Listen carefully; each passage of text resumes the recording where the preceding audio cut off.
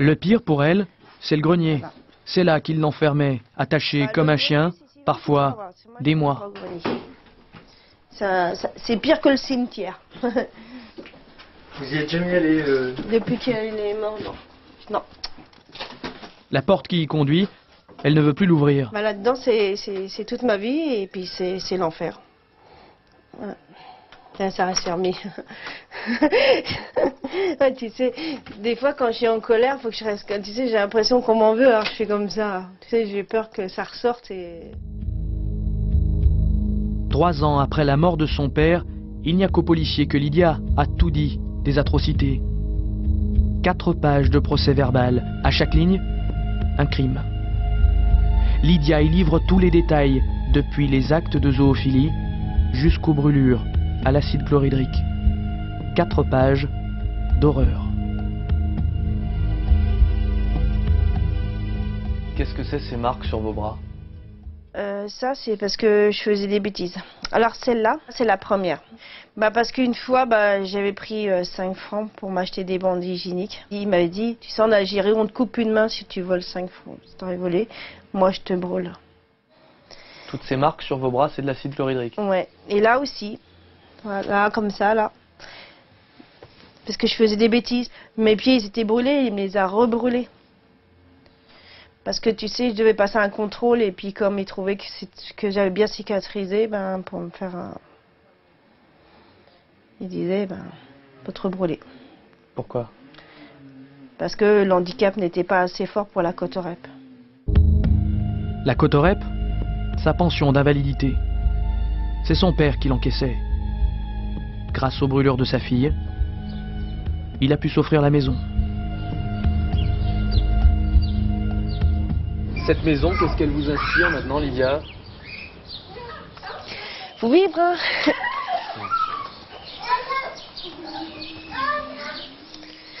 Ouais.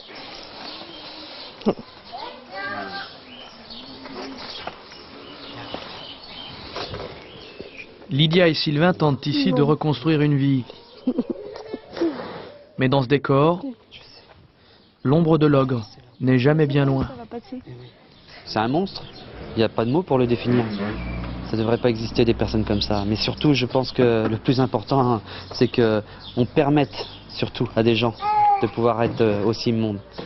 Parce que pour moi, c'est parce que justement personne n'a bougé autour qu'il en a profité. Autour, qui savait? Dans le quartier, on n'aime pas en parler.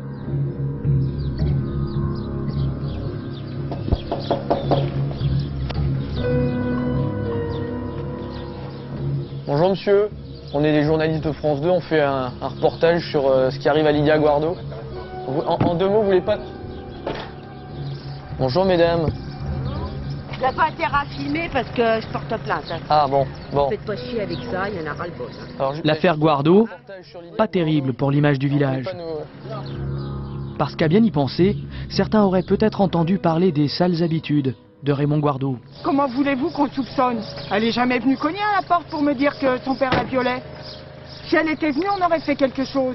Elle n'est pas venue, donc je vois pas pourquoi maintenant on dirait que le voisinage était au courant. Je suis désolée, on n'était pas au courant. Ça se savait ou pas dans le village? Bah, il y avait des soupçons. Il n'y avait jamais personne qui rentrait et elle était toujours enceinte. Voilà. C'est ce qu'on avait remarqué, nous. Mettons que j'aille en 83 chez les flics. Je leur dis, cette fille-là doit être violée, mais je me serais retrouvée en cabane à cette époque-là. Parce qu'avant, ça se disait pas comme maintenant. On n'avait aucune preuve. On n'avait aucune preuve. Bah oui, tout le monde le savait. Hein. Le maire, les flics, tout le monde le savait. Hein. À Coulombe, tout le monde savait. Vraisemblablement, oui. En 2002, 3 ans après la mort de son père, Lydia Guardo porte plainte. La brigade des mineurs de Meaux est saisie de l'enquête. Et enfin, les langues se délient. Elle auditionne alors l'adjoint au maire et ses propos sont édifiants. Mon jardin était à côté et à plusieurs reprises j'ai entendu Lydia dire qu'elle en avait marre de coucher avec lui et Lucienne lui répondre « Bien fait pour ta gueule, tu n'avais qu'à pas l'accepter ».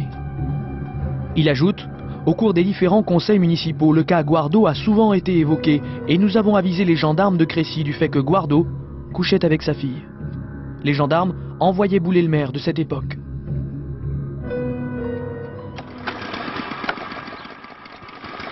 Nous avons retrouvé le maire adjoint.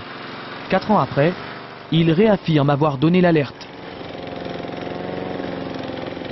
Dans le village, vous saviez qu'il couchait avec sa fille? Qui faisait les enfants. Qui couchait, ça, n'en sait rien. Ah bah, on n'a pas été monter la garde chez eux, hein. Vous saviez, dans le village, ça se savait qu'il faisait des enfants avec sa fille? Bah oui, hein. Vous aviez prévenu les gendarmes? Bah, bien sûr, c'était prévenu, reprévenu, même le préfet et tout ce qui s'ensuit. Combien de fois que les gendarmes venaient à la porte, là? Bah tiens, il fallait voir le lion qui était à la porte, hein. Qu'est-ce qu'il faisait? Bah, il criait, il les insultait, et puis c'est tout, et puis ça n'a jamais abouti. Nous contactons le service de presse de la gendarmerie nationale. Demande d'interview refusée. Quant aux gendarmes de l'époque, nous ne serons pas autorisés à les rencontrer. Les alertes du conseil municipal, les gendarmes n'en ont pas trouvé trace. Quand vous contactez les anciens gendarmes, ceux qui étaient en poste à l'époque des faits, qu'est-ce qu'ils vous répondent, ces gendarmes? Est-ce qu'ils reconnaissent que ces faits étaient notoirement connus ou pas du tout? Donc, globalement, ils n'ont pas souvenir de faits, des faits que vous évoquez là. Ça, c'est très clair. Parce qu'évidemment, des faits de cette nature portés à la connaissance de n'importe quel gendarme, sérieusement, ça aurait été traité en conséquence. À 17 ans, Lydia multiplie les fugues. Et chaque fois, policiers ou gendarmes la reconduisent chez son père. Mais les fugues continuent. Alors enfin, en juin 1980, la justice décide de la placer en foyer 3 mois. Mais Raymond Guardo insiste pour la récupérer. Demande accordée. La juge pour enfants de Meaux tranche sans le savoir. Elle rend Lydia à son violeur. Il l'enferme alors 6 mois dans le grenier et lui fait son premier enfant. La justice vient de manquer l'occasion de sauver Lydia. D'autres protagonistes auraient-ils pu mettre fin à son calvaire? Peut-être les services sociaux de Seine-et-Marne.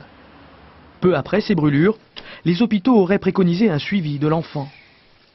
Hélène Liénard a été directrice départementale des affaires sanitaires et sociales de Seine-et-Marne il y a 27 ans. À partir de l'âge de 10 ans, elle a été suivie par les services sociaux. Enfin, suivi à domicile de 10 à 18 ans. Ça prenait quelle forme, ce suivi?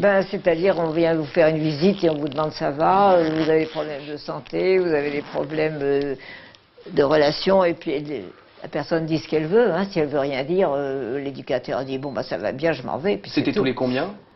Oh, ils viennent 2-3 fois par mois. Hein. Donc il y a quelqu'un qui venait pratiquement toutes les semaines chez Lydia Guardo et jamais rien n'a été décelé quant à la situation qu'elle vivait. Non, si elle n'a rien dit, le personnel social ne peut pas deviner. Hein. Est-ce qu'il n'y a pas une faillite du système quand même? Non, on respecte le secret des gens. Hein. On n'a pas à s'immiscer dans leur vie privée s'ils ne veulent rien dire. Durant toutes ces années, les contrôles n'ont donc pas manqué. Confirmation à la caisse d'allocation familiale. Avec ses 7 enfants, Lydia y était allocataire. Et des enquêteurs sont allés à sa rencontre à plusieurs reprises. La première fois, c'était à la fin des années 80.